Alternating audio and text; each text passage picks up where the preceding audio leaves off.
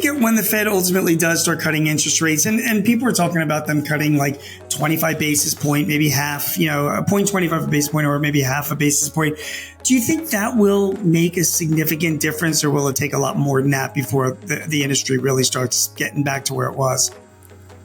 Well, I mean, if you're looking at it on a macro level, if we get a half a point reduction in interest rates, that would be major for most of the country in terms of buyers' ability to purchase right now. So yeah, it makes a huge difference. Obviously in California and in Texas, in the luxury market, that shifted a little bit, but there's a lot of money out there right now and a lot of capital. So I'm seeing, investors get back into the market right now because it is a good time to buy. Welcome to Paychex THRIVE, a business podcast where you'll hear timely insights to help you navigate marketplace dynamics and propel your business forward. Here's your host, Gene Marks. Hey everybody, it's Gene Marks, and welcome back to another episode of the Paychex THRIVE podcast. Thank you so much for joining me. We've got a great guest this week. It's Tracy Tutor. Tracy stars on $1 Million Listing Los Angeles, which airs every Wednesday at 9 o'clock Eastern time on Bravo. I want to read a little bit of Tracy's bios just so you guys know a little bit of her background. So Tracy, you can go and get a cup of coffee and come on back by the time I finish this. Tracy Tutor's a top real estate agent, best-selling author and entrepreneur with 24 years experience in luxury real estate sales, from being the first female real estate broker on $1 Million Listing LA. Tracy Tutor's on-screen persona is revealed in her book, Fear is Just a Four-Letter Word, which was an instant bestseller. Before I go on with the bio, can I ask you, have you watched The Parisian Agency on Netflix? Have you ever seen that show? No. It is. It's another real estate show that my wife and I love, and it takes place in Paris, and it's a family of real estate brokers, and they also sell luxury, properties, but obviously in France and other parts of Europe. It's a really great watch. She only watched it because the men on the show are really good looking. So I'll throw that out to you. Let me finish your bio. Tracy speaks passionately around the U.S. to empower agents and entrepreneurs, using her raw and always uncensored attitude with one singular mission, providing a no-nonsense guide to analyzing big egos, deflecting power plays, and taking control of any room. A couple of stats for you guys. Following the successful launch of the West Hollywood edition, Tracy has exclusively represented the luxury development industry, which has 100% sold in 2021, with sales prices ranging from $4 million to $26.5 million, totaling nearly $200 million, breaking records in Los Angeles for price per foot. Other significant sales include a Brentwood estate listed at $64.5 million, followed by $150 million plus in sales at the end of quarter two. Most recently, Tracy has taken her business to the state of Texas, and she has offices in Dallas and Austin with over $200 million in listings. So, Tracy, first of all, thank you so much for joining. It's an honor. Oh, thank you for having me, Gene. I never thought that bio was going to end. I know, it goes on. I get it. And, you know what? It's like mixed feelings when you have a bio like that. I mean, you've worked really hard to have a bio like that, but then as you're looking into it, you're like, okay, it's a little, awkward, but it's great stuff. And, like I said before we started recording, I wanted this conversation to be about real estate. I mean, we can talk about a lot of different topics together, but, we have a lot of our listeners and a lot of our viewers who run businesses in the real estate and the construction industry. You have been doing this for many years. You have a lot of experience here, and so I want to get your thoughts. So let's just start out with just a general overview. And by the way, I realize you're just in California. I realize you're in a single part of the real estate industry, luxury real estate. And I also know you've branched out into Texas, but I'm sure you're keeping up with the industry overall. Give me your thoughts on the industry right now. Inventory is low, prices are high, mortgage rates are high. Where do you feel overall the industry is heading? Well, it's a big week for us, with the feds, introducing hopefully lower rates. Right. I haven't checked anything out yet, but you said it. It's sort of a combination of, obviously what's happening in our world economically, the election always comes into play when we're in, particularly in real estate. Everybody just kind of pauses and says, what's going to happen next? And obviously this year is a big year in terms of the election and interest rates we've been struggling with now since, we were at the bottom at 2% interest rates on an IO. And now, of course, there's been a real shift. And I think if you look back to 2021, where interest rates were at 2-3% and prices were soaring at that time, a lot of buyers out in the marketplace were like, I'm going to wait. I'm going to wait until prices come down. Well, guess what? Prices have come down, but interest rates have gone up. So there's, we're always trying to educate, our clients, both sellers and buyers, about where we are currently. And, I think everybody who didn't buy in 2021 is now kicking themselves because they had the ability to do so. And now, of course, the cost, don't forget inflation, but just the cost to own that same home has gone up by a significant amount, and people have to sort of readjust their expectations on what they can get into. Right. Do you think when the Fed ultimately does start cutting interest rates, and people are talking about them cutting like 25 basis point, maybe half, a 0.25 basis point or maybe half a basis point, do you think that will make a significant difference, or will it take a lot more than that before the industry really starts getting back to where it was? Well, I mean, if you're looking at it on a macro level, if we get a half a point reduction in interest rates, that would be major for most of the country in terms of buyers' ability to purchase right now. So yeah, it makes a huge difference. Obviously in California and in Texas in the luxury market that shifted a little bit, but there's a lot of money out there right now and a lot of capital. So I'm seeing, investors get back into the market right now because it is a good time to buy. Sure, if you're a buyer out in the market right now and you're looking at what was a 7.5% interest rate for the last 6 months, and you're lucky enough to, be in the market today, I'd still say buy now, like lock down, whether it's an investment property or, your first purchase. Don't look at it at, this is my first purchase. It has to be perfect. This is my first home. Like you got to get in at some point. So the millennials and, Gen Y even, like you have to start thinking about getting into real estate early, and whether it's buying today or buying in the next 30 days, and then perhaps refinancing next year when the interest rates come down another half a point or a point, that's your way into the market. And it takes a long time to build wealth in real estate, but that's an asset that is always going to be protected. So, in my opinion, that's why I love what I do, because I'm able to protect my clients from losses on a major level. Now, locally for me, it's a little more challenging because of some of the, decisions and politics that are in California right now. And, we have a new tax that we have to deal with in the luxury market, which has crushed luxury in the last year. Yeah. So, we've had to pivot and figure it out. But, I'm actually really looking forward to a half a point reduction. And I think that will spur buyers in the market, but that will also spur, I think, an increase in prices. Yeah, I think you're absolutely right. I feel there was a lot of pent up demand. I mean, I have kids in their late 20s. They want to buy. They're renting right now. They have the ability to buy, and they're kind of holding back because mortgage rates are high. And I don't know if I'm sure you do because you sell real estate. I tell them, like, if you find the right place to buy, don't let mortgage rates get in the way of buying that property, as long as you can maintain the debt, obviously. But like you just said, you can always refinance. I mean, if interest rates continue to head down, okay, so you'll pay a lower mortgage rate a year or 2 years from now, right? Yes, as long as you can cover that short period of time where you might be pushing yourself a little bit in terms of what your monthly income looks like. I mean, you don't want to push yourself so far that you can't survive, but I say buy now, because the second those interest rates start to tick down, you are going to see that demand, increase and the prices of real estate will go up. Yep.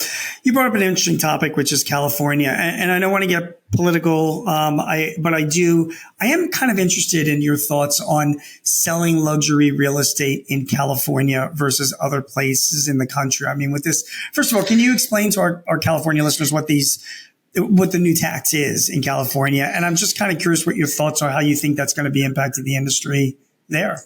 So we have a homelessness problem in California, and there isn't any housing. Right. So they've put in a measure in place, which is called the ULA measure, that taxes anyone who sells their home over $5,150,000 has to pay a 4% tax on the sale. And anybody over $10 million has to pay a 5.5% tax. Now that is on top of paying what standard we'll call a 5% commission to buyer and seller, in addition to, escrow fees, title fees, and recording. So you're looking at, on a $10 million sale, close to 11.5% in fees. And so that's been a real tough pill for a lot of people to swallow. And anyone that bought in the last 5 to 7 years and wants out are struggling with their equity that they've built because they're about to give it right away. And anyone who was lucky enough to purchase in 2020, 2021 and lock in an interest rate at 2 or 3% can't afford to sell because they're in a much different space right now. So it's really halted a lot of the big sales that we would typically see. And, from a broker standpoint, I think a lot of agents are struggling. Their businesses are down anywhere from 20 to 60%. So what do you do to face it? Like, how do you navigate that? I mean, on the one hand, it's absolutely going to impact a lot of your competitors. It might drive them out of business or drive them out of the state for all you know, which frankly is going to open up more opportunities for you. Secondly, it is still California.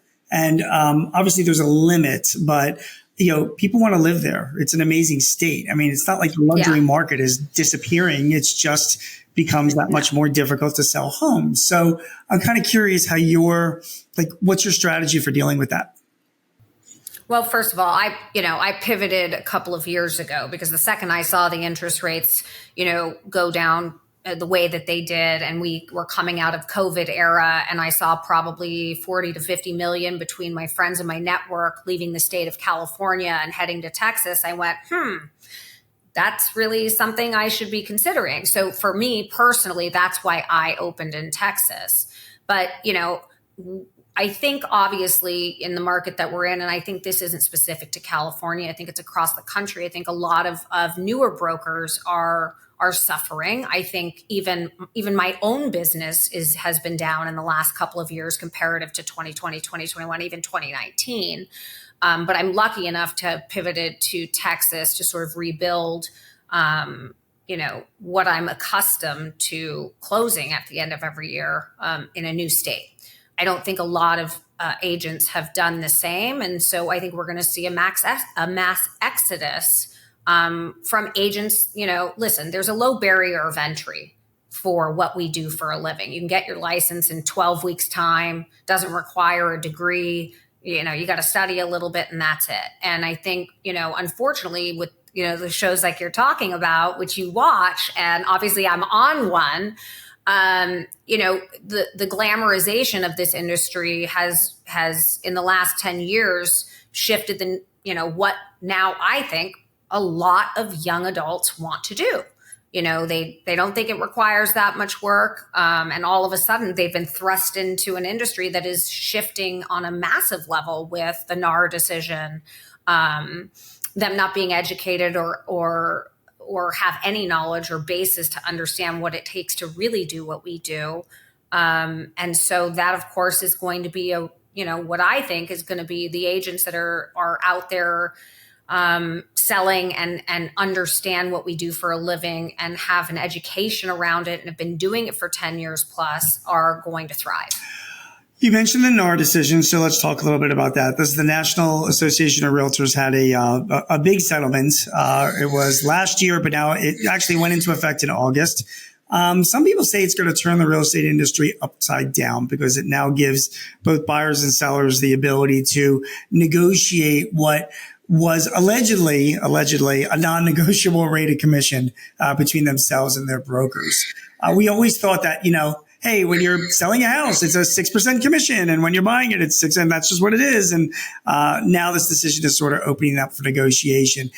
First of all, am I explaining that correctly, Tracy? Do you give me some thoughts on how you think this is impacting your business?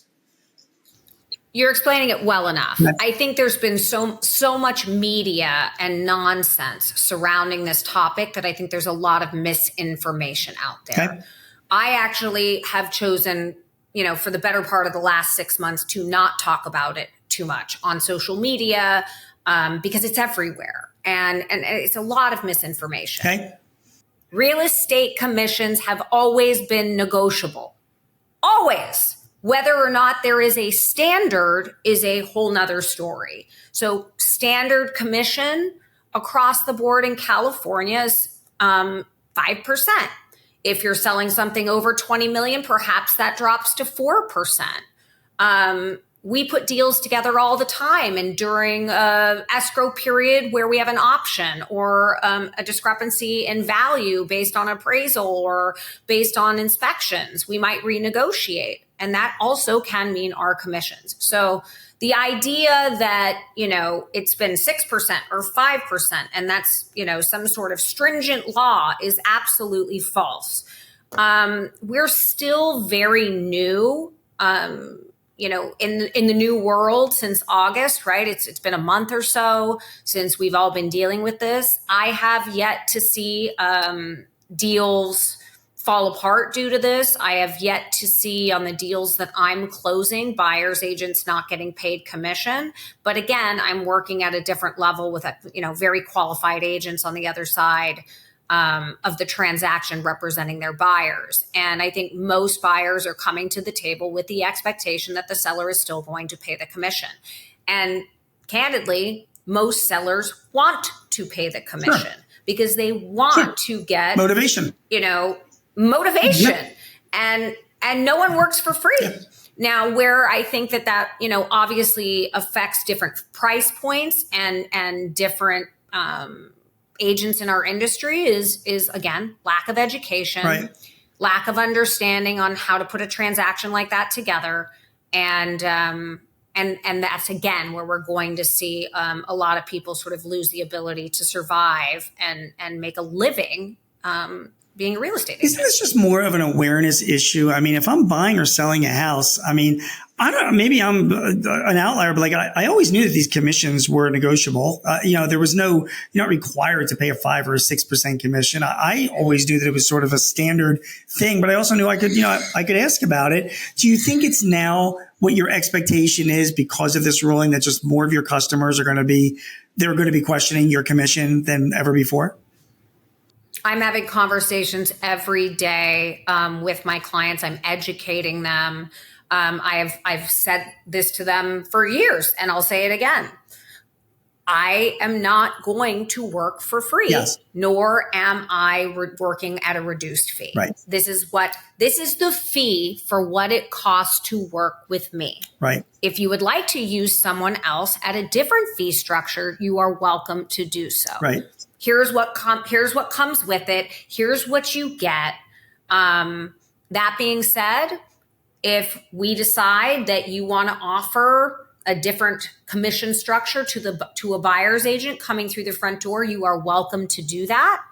And also, you are also welcome to put it at a full commission. And if the buyer walks through the door and gives you a crappy offer, then counter them with a crappy commission. So it actually doesn't serve the buyer, it actually doesn't serve the seller, because you're actually asking the real estate agent to not have their fiduciary duty to the buyer, because if they want to get paid a full commission, they need to make their buyer bring in a better offer. And these are the nuances that I don't think they fully thought through in this lawsuit, because you're asking a buyer's agent to be represented in a transaction get paid less because that particular buyer doesn't want to offer the seller the full price. Well, all that real estate agent has to do is say, you know what, there's a better house down the street, far superior location. And by the way, they're paying me a full commission. So it's not structured in a way that actually makes sense. But I think most educated agents are figuring out how to navigate it in a way where they are of value. Right. And that does mean we have to work a lot harder. I always would have thought that you get what you pay for. I would think that if I am hiring you to sell my house, and clearly I have a luxury property, I'm going to be paying top dollar to you because you're a top salesperson, and right. I don't know. To me, it's always been the case. And in every industry, rates are always negotiable, and that's why you pay, a top law firm in New York, $500-$600 an hour or more. You get what you pay exactly. for, So, okay. Yeah. All right, let's pivot a little bit. I want to make sure that I keep track of our time because I have like a million questions to ask you. I'm fascinated by your day to day as a real estate person. When you watch Million Dollar Listing LA, when you watch any of the your competitor real estate TV shows that are on, they make it look so easy. You're showing up at these gorgeous places. You're having showings and drinking champagne. And I know that is not reality. I mean, behind the scenes, there is not only a staff of people that are working for you, but also you've got a pipeline reports. You've got calls that you're making. You're getting people that lie to you. You're getting competitors that are diving in. It is a very, very tough business. So walk me through a little bit of besides what we're seeing on television, even selling luxury properties, walk me through your day a little bit. I'll start with this. What technology do you use, Tracy? Do you have is this all on a spreadsheet, all of your prospective homes? Do you use a CRM system? What do you use? Oh, I mean, well, I don't run my CRM. My CEO, Cody Kaufman, does. Okay. But we have a few different systems in place. We have a CRM, obviously, where we've actually created our own app where our clients can come and work with us through the app so we can lead gen better there. I use, obviously, social media, all of the influx of followers that we get from social media, broker inquiries, lead gen from there also gets input into the system. So basically my day is not spent behind the scenes looking at spreadsheets. That's what I've hired people to do on my behalf because my time is best used being out in front of clients and actually doing deals. So I know what I'm good at and I know what I'm not good at. And it took me a little bit of time to figure that out. Now, granted, in the first 10 years of my business, did I do all of those things? Yes, but it's not the best use of my time. And so that's why I had to kind of take that leap of faith, 8-10 years into my career and say, okay, I need to put a listing coordinator into place. I need to put a marketing specialist that's just devoted to my team in place. I needed to hire a CEO when I decided to open up in Texas because there is no universe that I can add value to 20 plus agents when I have my own business to run, am on a TV show, am a mother of 2 teenage daughters, and have some semblance of a personal life. So we're going to get to people in a minute, and we'll avoid the teenage daughters because no one wants to, But when I look at your schedule, like today, we're talking today. It's actually a Monday. You're a few hours behind me. Do you know your calendar for the week, or does it change day by day? And who sets your calendar? How does that work? So my calendar is color coded with probably 6 or 7 different colors. I've got one for Texas, one for California, and those are both in the real estate format. Then I've got all my personal appointments. I've got my daughter's appointments, also a separate color. I've got family, travel, social. And so it's like a disaster when I open it up every day. And candidly, I think opening in a new state really sent it over the edge. So at this point, I really do my best not to look more than 2 days ahead because my schedule, I'm a real estate agent. My schedule changes every single day. So today I was up at 5:30 in the morning. I was in the gym by 6. I was done at 7, got my kids off to school and dealt with by 7:30. and then was on back-to-back calls with clients that are in Texas that are 2 hours ahead of me. Then at 9 o'clock, I had a Texas all-team meeting on Zoom from 9 to 10. And then at 9:58, I got on this Zoom, and I'll have that with you until it's done. And then I have a listing appointment. So I schedule myself pretty much down to the minute. There is no call that I need to be on longer than 20 minutes. So I really try to be militant about time spent. I consider drive time. I consider everything. So, and each day is different. Some days I work until 6 o'clock. Some days I'm still on calls at 9 p.m. That is the nature of what we do. Two more questions, and I'll let you go. One is on your calendar and your productivity. Where do you draw the line? In other words, between a work-life balance. You mentioned about all the different pressures on your time. Are you like, I am not seeing anybody after 8 o'clock at night, or my Sundays are my Sundays, or this is not the kind of thing that I want to spend my time doing? What decisions have you made where you draw the lines? I really try, unless it is a very important client, to not work on Sundays anymore. Good. I have done my fair share of open houses and taking buyers out for 16 hours. I really try to carve out that time as like a rest day for me. I'm a hustler. If I'm not busy at 6 or 7 o'clock and my day is done, I'm almost a little bit shocked. So, but I know when I hit a wall, and I think you have to be present enough to understand that when you have a push and you know what that push looks like for the next 2 or 3 weeks, and you're like, it's going to be a rough 2 to 3 weeks. I make sure to say at the end of that, I am taking 2 full days off, and nothing is that important that someone needs to talk to me between Saturday and Sunday at the end of, this week. Are you checking emails when you're off? No, but I have Cody Kaufman checking my emails. So if anything urgent I never miss a thing. Got it.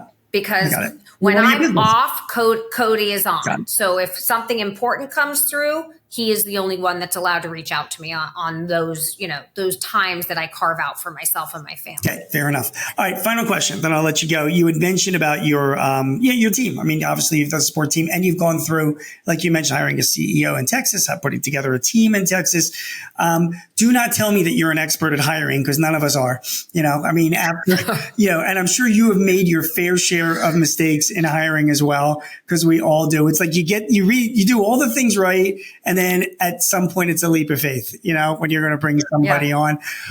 But knowing all of that, give us just a few thoughts on hiring, like who, what, if I can if you don't mind me, I was speaking to one client recently that says when he looks for employees, he actually keeps an eye out when he goes out to like restaurants and retail stores. Like he's like, the guy runs like a windows and doors company. And he's like, I can tell anybody to sell windows and doors, but I can't tell you how to be energetic and show up on time and have the right attitude like that server had, when I had dinner last night. Do you know what I mean? Right. What do you look for when you're hiring somebody?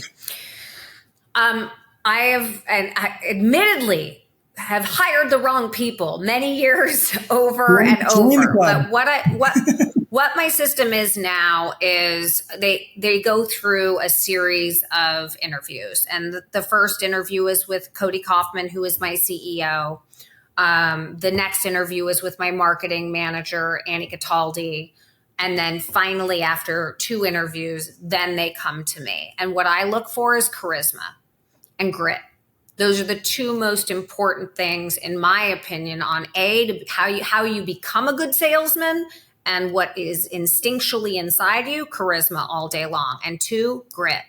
This business is a roller coaster. It is incredibly difficult to survive. And if you can't wake up and shake it off and have the memory of a goldfish, you are never going to last.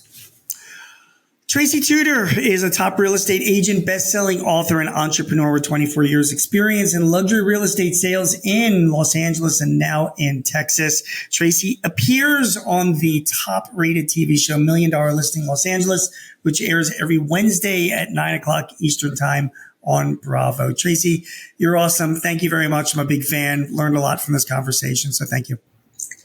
Thank you so much for having me, Gene. Do you have a topic or a guest that you would like to hear on Thrive? Please let us know.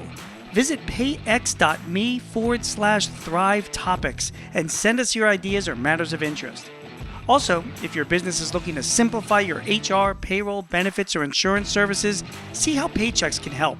Visit the resource hub at paychex.com/works. That's WORX. Paychex can help manage those complexities while you focus on all the ways you want your business to thrive. I'm your host, Gene Marks, and thanks for joining us. Till next time, take care. This podcast is property of Paychex Incorporated 2024. All rights reserved.